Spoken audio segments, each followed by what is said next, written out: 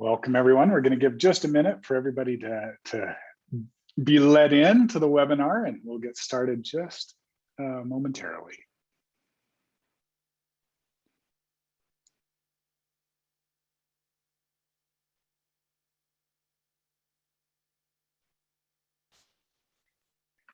All right, well, let's go ahead and get started. Welcome everyone to our Cidi Labs webinar. Today we are going to be talking about shifting online course development practices from surviving to thriving. Great time of year to deal with that, since we're all, entering that panicked realm of school starting back up. We're going to go ahead and get started here. A couple of housekeeping things. Feel free to use chat along the way also, but if you have a specific question that you'd like to ask, if you'll drop that in the Q&A section, that helps us keep track of those so they don't get lost in amongst any of the banter that might be going on through in chat. So today we're going to take a look at some fun things. Just to kind of start, we're going to take a look at some background, give you a little bit of context as far as who we are as Cidi Labs and what we do. So Cidi Labs provides tools that integrate with Canvas to help work with the design and delivery of your courses. And so Cidi Labs does that by partnering with other institutions, like institutionally developed software, to take things that they've developed in-house to solve the different problems and challenges that they're facing. And then Cidi Labs takes and offers that through what we call SaaS sharing, where we take and provide all of the infrastructure, the support, the training, the maintenance, continued development, enhancements on those tools to make those available to other people so that you can utilize and benefit from these tools as well. Cidi Labs started back in 2016 as a spin-out company from Utah State University's Center for Innovative Design and Instruction, hence Cidi Labs. That's actually where I started out, was at Utah State. And so we've since continued to grow. We have over 100+ years of experience on our team working in K-12 and higher ed through instructional design and working with Canvas. And we're currently up to a little over 370 institutions who we've partnered with and are utilizing our tools in the work that they do in Canvas. Now, we have 4 tools that we offer. We have DesignPLUS, UDOIT Cloud, TidyUP, and ReadyGO. So DesignPLUS is a suite of tools that integrates with Canvas to help you rapidly build nicely structured and engaging courses for your students. TidyUp is a course content and file cleanup tool to help you identify things that aren't being used in your course. UDOIT Cloud is a course level accessibility checking tool that will scan through your course, help identify and fix different accessibility issues.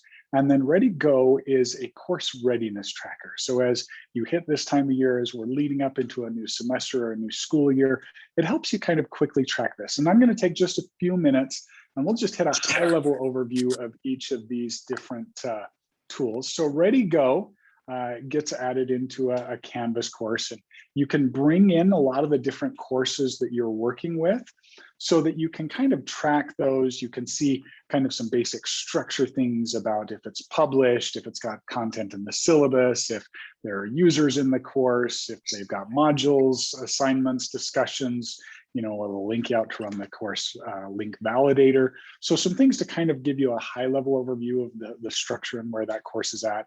You also have the ability to add some statuses along the way. So these are a manual process. So maybe the course is ready to go. Maybe it's just waiting on being published. At the institution level, you can control what those are. There's an area you can keep notes about the different courses. I'm going to jump to a different term here where we've got a little more data.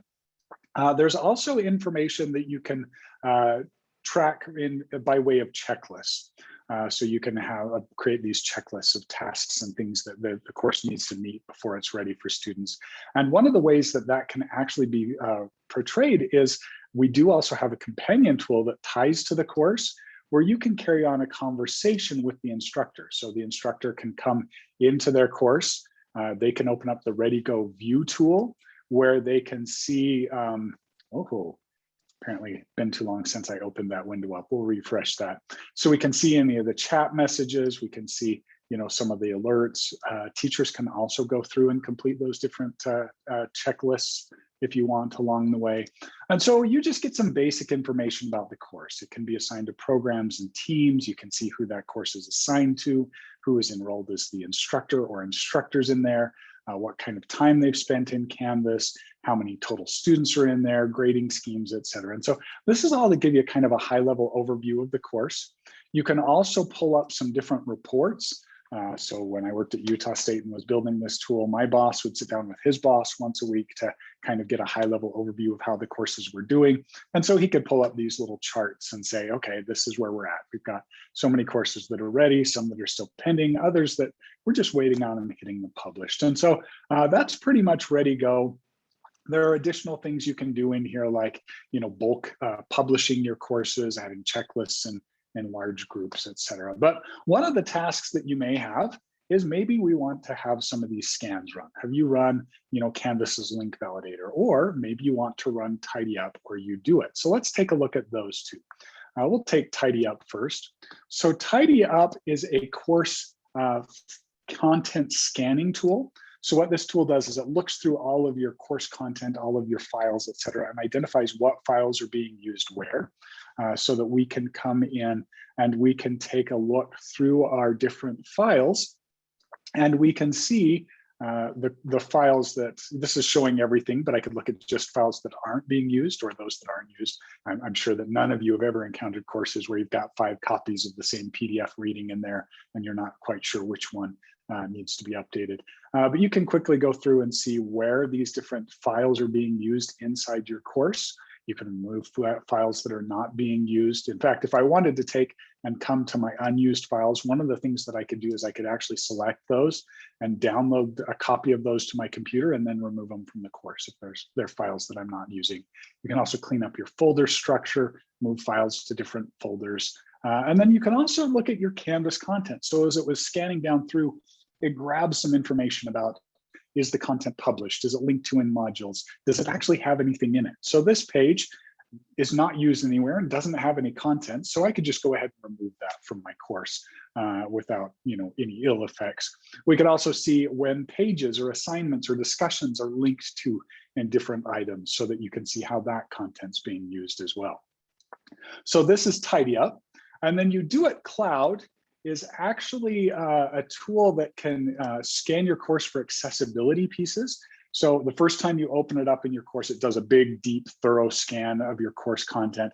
But then each time you come back in, it will go through and it will just kind of update and look for things that have changed since the last scan was run. So it's a pretty short scan here. You can add some custom messaging at the institution level. And then we can also see what type of accessibility things UDOIT is looking for. And so, links containing text, color issues, structural issues, identifying captions on things like YouTube videos. There's a lot of different things that YouTube scans for, and it has things that are errors. These are things you really should fix. And there are things that are suggestions that you should review because maybe it might be something that you need to address. And so let's go ahead and take a look here at the starting screen for UDOIT. We can either just start with like our top issues or our top suggestions. We could also just take and let's say we want to just start with those that are going to be the easiest to fix. And so I can jump right in. We can see the list of the different errors that are showing up here. And then I can review each of these errors. And I can see, for example, this is image alternative text should not be the file name.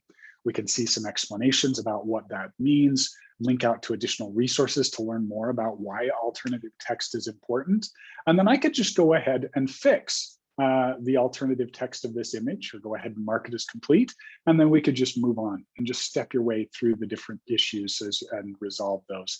As you do, you can see how many total errors there are, how many suggestions, how many you've fixed. There is also the ability to manually resolve something. So maybe it's something that you've read through and it may not apply. So maybe we have something that is like structure related or color related that we verified that it's okay. You can manually resolve that so you don't hit that issue every time.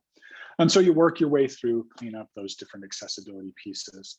And then the other piece that we have that's tied into UDOIT Cloud is an admin level tool. So this resides at the account level. And this tool can kind of let you see that higher level of what's going on. If my computer will go ahead and load it for us here. So in this tool, we can take a look at the courses that have scanned. We can also initiate a scan of a course from this admin cloud. The other thing we can do is we can come take a look at some reports. So let's say you're going to be scheduling some accessibility training at your institution. So maybe we want to come in here and look at what are the top total errors and suggestions that we may want to address in that training. And then there's a couple of house cleaning things like, if you have particular users that are having issues getting in, you can force it to reauthorize so it clears out their authorization and can kind of help some of those hurdles that sometimes come in working with LTI. So that's UDOIT. And then the last tool we're going to take a look at is DesignPLUS. This is kind of our flagship product with tons of information in here. We'll just kind of do a quick, let's just kind of quickly build a course here. So I have a blank Canvas course. DesignPLUS includes 3 different tools. One of them is the multi-tool that you enable through your course settings. And in here, I can open up our template builder and quickly set a front page and set your course to have a front page. You can build different templates for the types of items you're going to create in Canvas, whether that's an overview page, labs, reading, discussions. You think about the different pieces that'll make up your course, and you can come in and I can open up one of those templates and use Canvas to start building this out. We also have this design tools sidebar where we can use this to quickly come in and choose from the different themes that are available. At the institution level, you can take and create template blocks of content. So maybe I'll throw in an introduction, objectives, readings, lectures, assignments. Maybe we also want to talk about current events. So you can quickly come through and build out the structure of your content. The idea being that you build as much of the structure as you can, so you have to repeat yourself as little as possible when you come to actually putting content in. Then I can go ahead and save that and return to the multi-tool and finish all of my other templates. Including settings like grading rubrics and, if it's going to be in an assignment group or I want students to post to discussions before seeing other students' responses. So you go through and you fine tune your templates. Then you can move on to the module builder where you're taking a step back to think about what a typical module is going to look like. So maybe we'll break up our course by units. We're going to have 5 units with, each one having an overview page based off of our overview template we created and adding assignments and discussions and quizzes.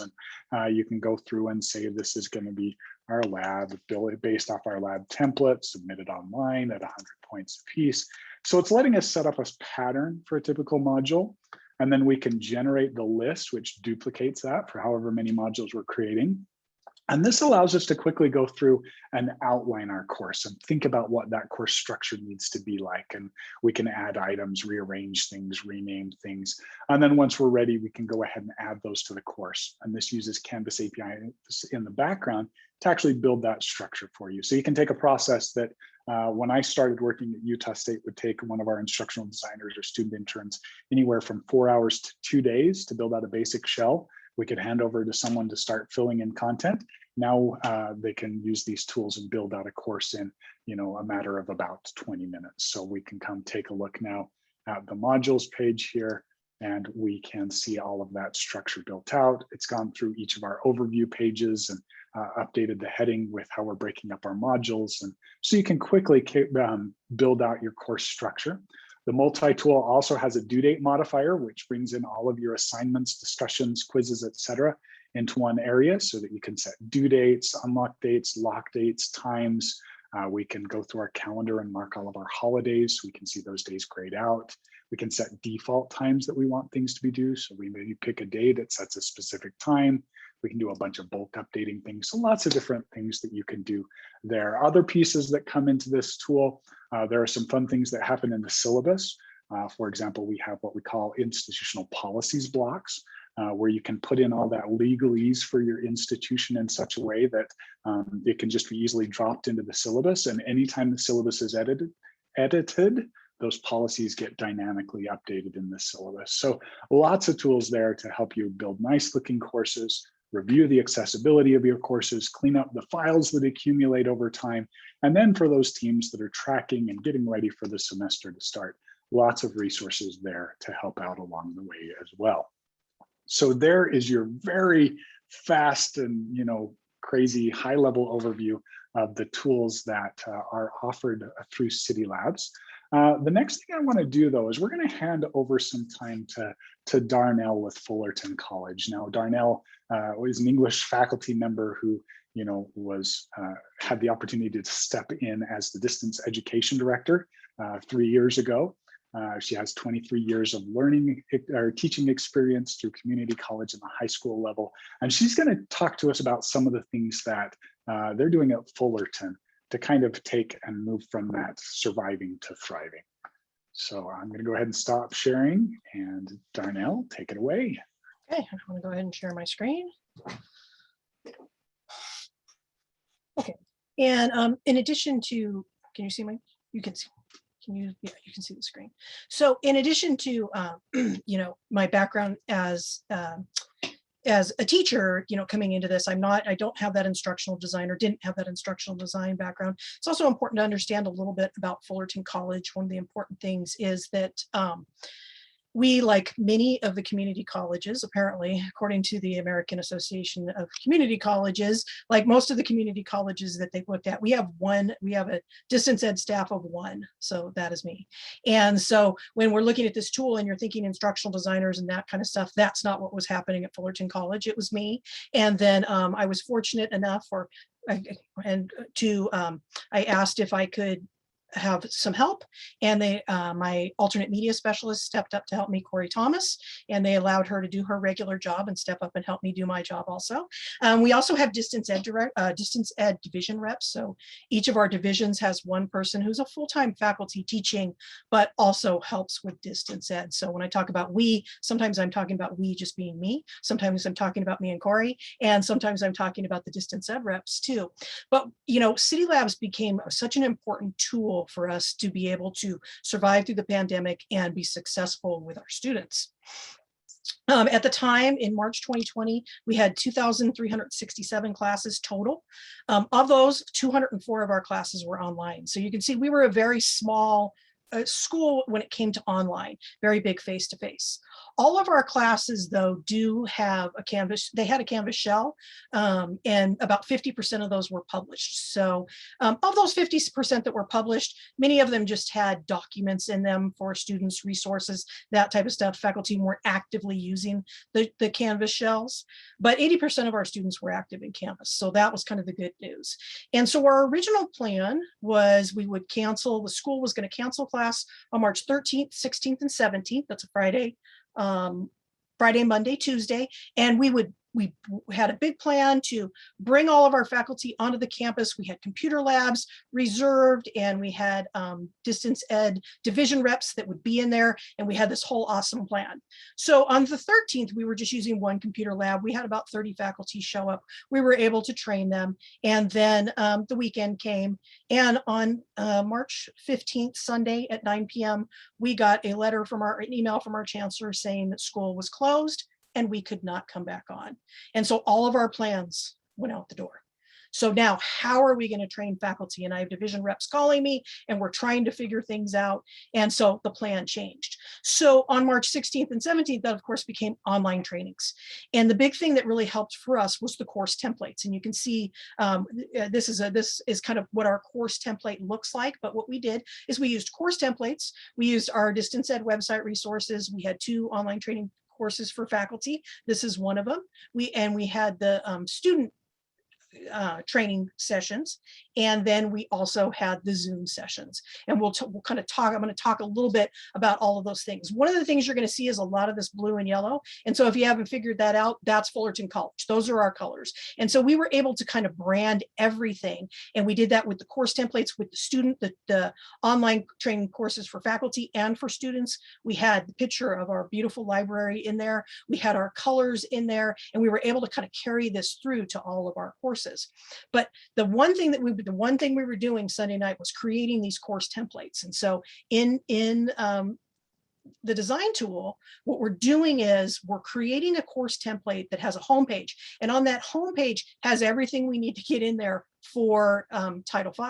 So we had a welcome. Faculty would select their methods of course presentation. They had where do I start and their contact plan. We had all this done with a design tool. We created that page. And again, above that welcome would be that picture you saw of Fullerton College. And so we created that. And then we created a full course with, at that time we thought some of us advised the president only to close down for the 2 weeks before spring break because we might be back. We laugh at that now, especially since I was one of the ones convincing them. But we created the next couple of weeks templates for faculty. And so again, kind of using the design tool, getting the blue and gold in there so that our students could see it, so our students could feel like they were part of Fullerton, and so our faculty had something they could go and fill in. Then what was done was we collected CRNs for those courses, and I, as the distance ed director, would put those templates into those courses of faculty that wanted them. And then we did Zoom sessions, and the instructor would attend a Zoom session either with me, with Corey, with one of our distance ed division reps, and we would just easily walk them through how to update their courses. And so that's what they were doing. They were updating their courses. We also had different resources available for them that we would put in there. We had a full Canvas starting, but it was great to get this in there, show our faculty. They were able to kind of breathe a sigh of relief because something was built in there for them that they could use. It also was a really good opportunity, and this is one thing I love about the design tool. Although I am now an English teacher, I'm a recovering reading professor because we don't have really reading professors in the California Community College system anymore. And the design tools also allows you to chunk right in Canvas, which is an important reading strategy. When I used to create courses in Canvas, they would be really long because I would use pages to chunk them because the headers didn't work as well, or they didn't stand out quite as right, or if they did, they weren't accessible. In the design tool, these headers are all accessible. They're already built in so that they're accessible as long as you're using the correct colors. And so we were able to kind of condense those, but still chunk information. So that's another thing that's really important. You can see on the left side is the welcome and kind of the template we gave to faculty. On the right side was what we did for students. So at the same time that we were doing this for students, on that by the Thursday that we knew we were going to close on Friday, we had a navigating remote learning course available to students designed to, again, look like Fullerton College, have all that information in there. The template allowed us to pretty quickly put that together. This is based on what the state of California, the online readiness, maybe not that navigating remote learning, that's more of a page, but we based it on the online readiness courses that the state provides through the OEI. And we made those, again, more personalized to Fullerton. But we had Zoom sessions going on all the time with faculty kind of modifying those course templates. We also made a remote, Corey Thomas made the remote template so that all of our remote offices who now decided they wanted to be in Canvas, it's like they wanted to be in Canvas too, which it's not exactly what Canvas is structured for, but we did the remote office template so that when our EOPS wanted to be in Canvas, we could show them how to be in Canvas. We could give them a template, stick it right in there, create a course for them. Career Center, the same thing. And so with that one, we had the page that was ready, the homepage, and then we had modules with the information in it using the design template to make really nice looking courses. And they look very different than they look just regularly in Canvas. And again, it's not just the look, it's also the chunking of information, being able to take the student services that we have here and have one page because everything is chunked nicely with the headers and makes it easy for students to be able to access the information they need. So we relied really heavily on the design tool. We got the design tool in January of 2020. And by the time that COVID hit, we already had numerous experts in it because we loved it so much. I mean, when I first saw it, I said, we have to have this. And many people who saw Kenneth at InstructureCon agreed. And so we were able to take it and go through a very long process of adopting it. And it took us until January of 2020 to adopt it. But then by the time this happened, we already had experts to run it because it doesn't take an expert to run it. You can become an expert on the design tool very easily. And when you see Kenneth do it really quick, it's like, oh, I don't know if I can do that. You can do it because you just get in there and you do something. And I'll talk about that when I kind of talk about the legacy, how this has grown from there. We also got UDOIT, and we chose UDOIT for, in our state, Ally is, you can get Ally kind of supplemented, I believe, from the state. So, but I looked really deeply at UDOIT and Ally to decide on which one that we wanted. And I'm not putting down Ally in any way, but we chose UDOIT because it really has this educational feature. You know, it was created by a college, not a learning management system. And what we found by using UDOIT is that our faculty, I mean, I found it myself. As soon as I started running UDOIT in my courses, I was like, oh, these are the mistakes I'm continually making for accessibility. I love tables and charts. And when I started teaching online, I knew I had to break up with them. And, you know, because there's a lot of extra things you have to do to use tables and charts to make them accessible for the screen reader. So as soon as I started running it, I would see, oh my gosh, you have all these errors this way. And I learned how to be accessible through UDOIT. It taught me the things I had to do. Not only is it super easy to remediate any errors, because all your errors show up in one page in UDOIT, and then you can just go and fix them from there rather than having to go into each Canvas page, run an accessibility checker on that Canvas page, and then fix it. But again, it helped me to go to reteach myself. I mean, one of the problems we have when we use like Word is that we were never taught to use the headings and the heading 1, heading 2, heading 3. And so it's hard for us to use it and get accessible. Well, UDOIT helps you kind of learn those things. So how do we support faculty with UDOIT? We made UDOIT part of our online teaching certificate training. And that online certificate training we were having in the winter of 2020, we actually got the design tool like right at the very end of it. And so although we showed them the design tool in our face-to-face portions, which they have 5 days beforehand, and then they have 3 days in person, and then a follow-up, it just made them mad when we showed them the design tool because they were like, well, how come you didn't show us that from the beginning? And I'm like, no, we just got it. I just got it into Canvas, but let me show you UDOIT. And so Corey was able to demonstrate UDOIT, and we were able to have our faculty, our first batch that was training then, or not our first batch, but the batch then, they were able to run UDOIT and see how well it worked. So here we had our a group of about 40 people already trained on UDOIT.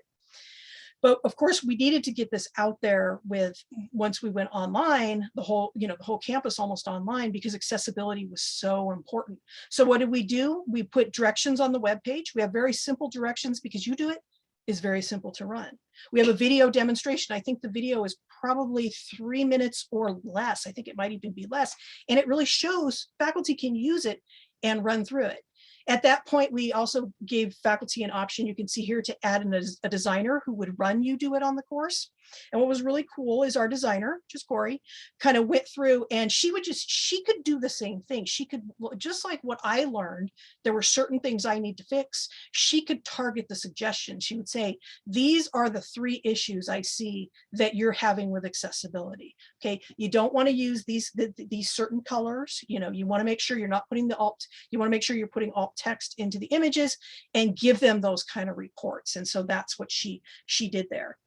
Another really cool thing about UDOIT, and that's what this little thing, hopefully it's probably kind of small, that you can see here, is UDOIT has a report. And so UDOIT has allowed us to focus our accessibility trainings and our accessibility support. So you can, the first one that we had the most report was insufficient text color contrast with the background. And so we were able to put something out. We do a distance ed newsletter, and we took those top ones and we put it in the accessibility corner to make sure that we were instructing faculty on those top ones that we see. And this would be for all of our courses. We run this kind of regularly. This one's pretty old actually, but to see what the errors are and what errors we need to address with our faculty. And then again, in January 2020, we were able to preview the design tool and UDOIT. In spring break, what we found, because we do an online teaching certificate program two to 3 times a year. When spring break, we did this emergency one. And then in summer in 2020, we decided to make a short module and say, hey, if you want to learn this design tool, it's optional. Well, then about 85% of the people, or maybe probably about 80% did the optional, and the other 20% were angry when they got to the end and saw their courses compared to somebody else's courses. Why does their course look like that? Well, they used the design tool. Remember, that was optional.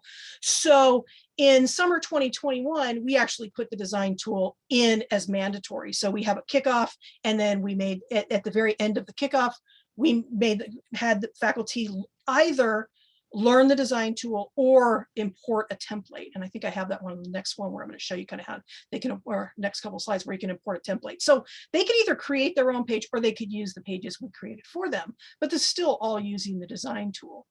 And then faculty were very happy. And then in summer 2020, we had a big Title V training, and I'll show you kind of what I did with that one using the design tool and how I got even more faculty using the design tool.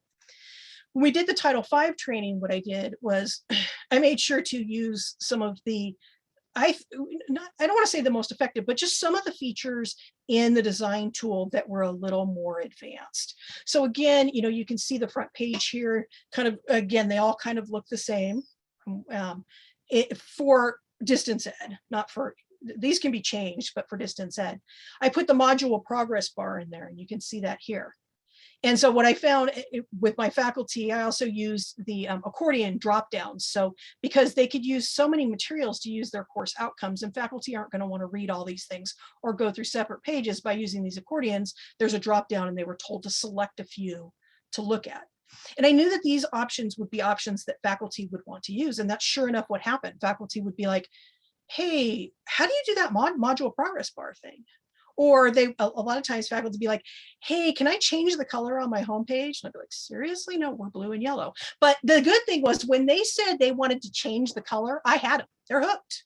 They're hooked on the design tool. And I'm like, yeah, let me show you how to do that. And they you kind of show them how to go into the settings and pick something a little, actually, I don't even think that changing the color is more advanced. It's already there. So I would just say, hey, this is where you do it. Show them a screenshot of where it is in the design tool.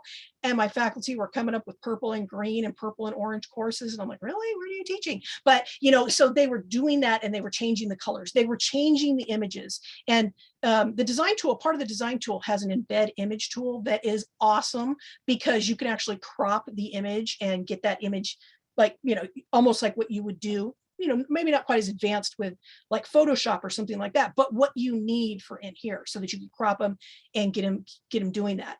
So again, once faculty are asking to change the colors or do anything like that, they're hooked. And that's it. And I show them how to do it. One thing, I might show them, okay, module progress bar. That's one of the things you do have to go in and kind of click that you're allowed to do that, which they can click, it wasn't me. And then once I show them that, that's it. That would be the only question, because then they get in and they see all of these options that are available in the design tool. And the design tool is really kind of set up cool, because you get a default of things you can do. And then there's a middle or intermediate level, and then an advanced level. And so faculty could choose to add things when they wanted to make it more complicated, and, or not really more complicated, but to use different techniques, because again, it's really not that complicated. It's very, very easy to use. So when we did the Title V training that we offered to all faculty with a stipend, I made sure to show off the design tool as much as I could so that I could hook as many faculty in. And it did. It hooked a lot of faculty in. It worked. And now the legacy, like, how do we continue to use this? Well, I mean, the cool thing about Canvas is that faculty know they can import course content. So that first couple of semesters, faculties, they wanted my templates. But then after that, or wanted the course template, after that, it was like, well, are you sure you don't just want to copy your course from before? And then they could copy their course from before. The template was there. And then they felt more comfortable going in and like, oh, okay, now I can play around with this template. Now I kind of have the time, because of course, in March of 2020, and, all the way March through, depending on what your job was now, time hasn't been something that there is, a lot of. And for teachers, those first 2 semesters getting online, that was taking so much time behind the scenes, not to even count for what teaching those classes online takes. So, with the importing the course content, those templates and that pattern and homepages, they're all over. They're all over our courses. I'm always impressed when a faculty member will say, go ahead and look into my course, or help me with something. Can you go into my course? And there it is from a faculty member that I didn't think would probably have a course that was all designed. It's all designed. And faculty in our trainings, what we found is, and I think this is kind of funny, is faculty love the syllabus. And I think it's because as college teachers, our syllabus is just that important thing that we're always working on. And the design tool has a very easy to use syllabus tool that again makes it it easy to chunk the syllabus. And so you don't have to have that separate paper copy of the syllabus. But I was getting a lot of faculty, they're like, hey, can you just go in and look at my syllabus? I'm like, yeah, what do you need help with? No, I just want you to see it.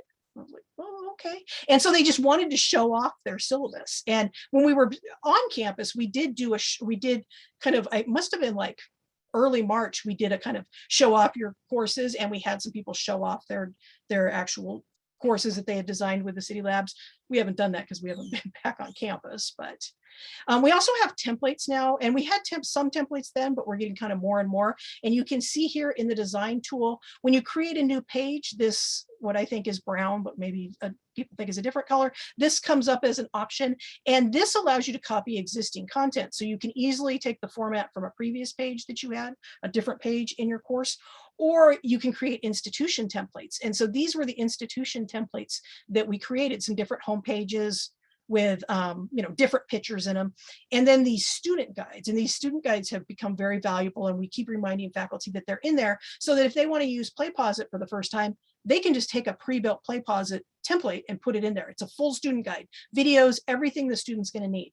They can, of course, once they take these templates, they can make changes to them also. But then we have one for the Canvas, just a Canvas overview, and then for some of the different tools that we have. And we found the viewing grades one to be very valuable too, because students don't always know how to view this. This one talks about getting in and getting into that feedback and making sure that you see your faculty feedback. So what we've seen is, it was a small investment in time to get this up and going.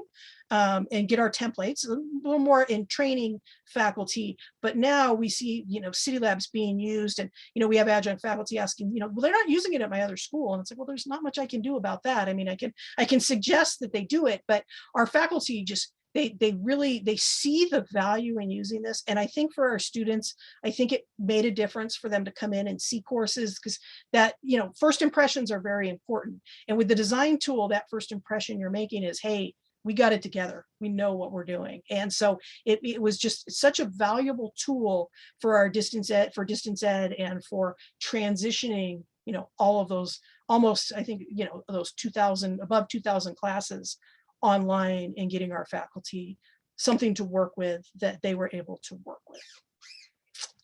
And with that, I will pass it back to you, Kenneth. That was great. Thank you, Darnell. I always love seeing what people are doing and what kind of fun things you've created. There were a couple of questions. Or for you, Darnell. So okay. It was asked, do your faculty have full access to the Design Tools Toolkit at your college? I think that Yes. came out through your answer, but I'll let you address it, Yeah, our faculty have the full, we got the design tool for the full campus and put it in, and we just put it out there right away. And same thing with UDOIT. And we even made sure, because a wonderful thing about Cidi Labs is they thought of all the options. So like if you want to put UDOIT in your course navigation, you can, or you can also make it so that they have to pull it up into navigation. Well, no, I want it in I want anything with accessibility, I want in the default course navigation. But it's important to know that Cidi Labs kind of gives you all of those options too. They've thought of everything so that you're not the one that's having to ask it. So we had UDOIT, which show up naturally in every course. And, faculty can see it, but students can't click on it in the menu. And then we had the design tool out there. We also had a design tool, a Canvas shell for the design tool that comes from Cidi Labs that faculty we could put in. And we were putting faculty in there like in January and February when we first got it. But after that, we had to bring out the big guns and start really training them, because we needed to in person or Zoom, virtual. So, and that actually kind of brings us to another one of the questions there, which is, how do you share your templates with faculty? Well, and because I'm the Canvas administrator, so if it's a course template, I actually had them getting CRNs for courses, and I was putting it into every course. The distance ed directors didn't get much sleep in March and April, so I was just putting it into every page.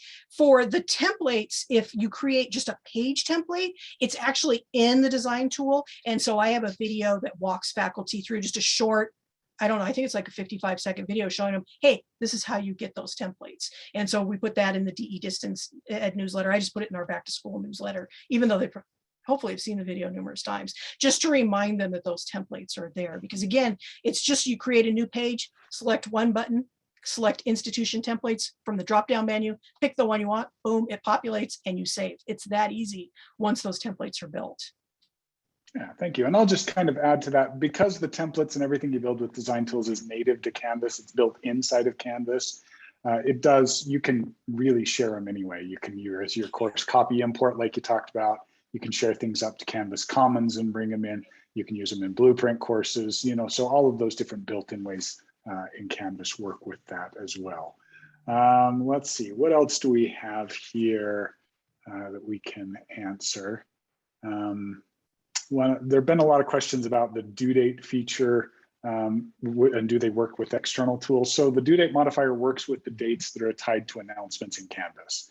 So if your external LTIS date, you're using the actual Canvas date to set that, then yes, it works just fine with those. Can't actually interact with the content of the LTI tool, but most LTI assignments in Canvas are just, it is an actual Canvas assignment that does some additional things, but you set the dates in Canvas. In that instance, the date tool does work with that.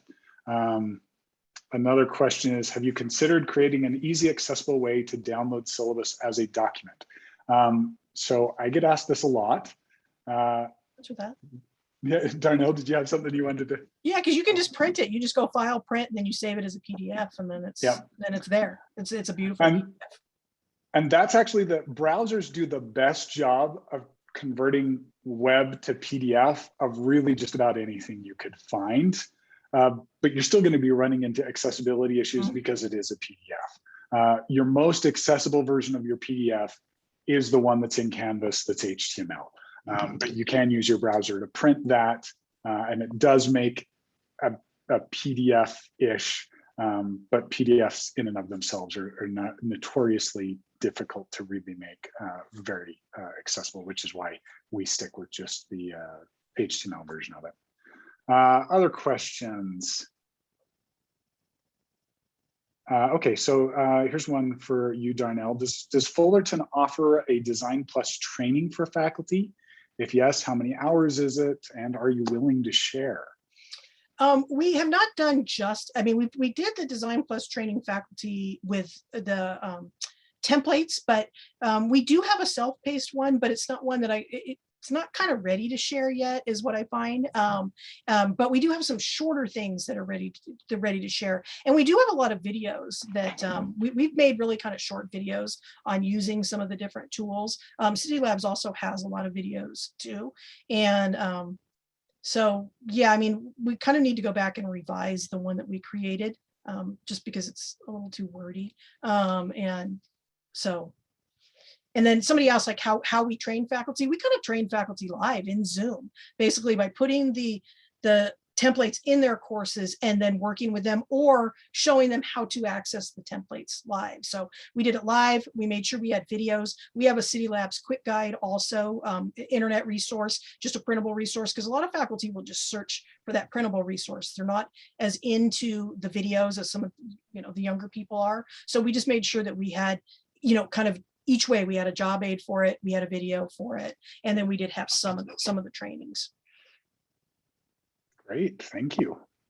Another question there, are there DesignPLUS tutorials for more advanced template customization? For example, what each piece of the current element style under customized style does. So as far as Cidi Labs goes, we actually offer 5 different trainings that are kind of train the trainer model, where we cover the core. We have 2 trainings that cover the cores, the basic level of that pop-out sidebar, and the 2 LTI tools. We have an intermediate training where we get into the intermediate level of the tools, which does cover things like playing with colors and building the progress bars and accordions and things like that. We have an advanced training where we get into some of the crazy things that I built in there for those of you crazy enough to actually enjoy working with HTML or CSS. So there's an advanced training we do. And then we also have a customizations training. So as Darnell talked about how you can build the template pages and stuff and make those available for people to pull in. We cover how those are built, what things you need to keep in mind when you're creating those, et cetera. And so those are all part of kind of the first year implementation and training package that comes when you subscribe to DesignPLUS. There's a question on UDOIT. Is there a way to see how many Canvas courses it's installed in? So by default, when you install it, you're installing at an account level. That does make it, and as Darnell mentioned, you can choose as part of the install whether it's just on by default in those courses, or if they have to go turn it on. And really just knowing which courses have turned it, have like actually dragged it up. That's more of a Canvas thing than actually the UDOIT goes. But from UDOIT, particularly with the next generation in the admin level thing, I think you can go see what courses have run the tools. Even with the one, if you haven't upgraded, even the other version had an admin tool that you could see how the tool had been adopted, increased usage, and those pieces as well. And it has Any other questions out there? Darnell, go ahead. It has some nice reporting functions in it too also. And another thing about like the training and the help, and a lot of times you have to point this out to faculty, in the design tool itself, there is a little help under every single thing. So if you're doing the colors for the banner theme and you open it, it says help and it explains every little thing there. And a lot of times I'd have to tell faculty, there's a little help right there. And they'd be like, oh. And so a lot of their questions were answered right there in the design tool. They didn't need to have to go to training or send them somewhere else. But sometimes you have to kind of remind them that it's there. Usually a screenshot with a little image with a circled question mark lets them know that, oh, there's a lot of support built right into the design tool.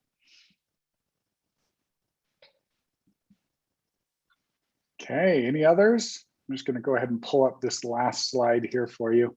The recording will go out on this webinar to those who registered, and it should go out within the next 24 hours. You can request a sandbox, or if you'd like to schedule a demo for any of the 4 different tools that we've talked about and kind of briefly covered today, or those that Darnell covered, you can request those at citylabs.com. And if there's nothing else, thank you all so much for coming. And Darnell, thank you so much for sharing your insights and your experience. It's been great hearing from you, and you all have a wonderful day. Thank you, everyone.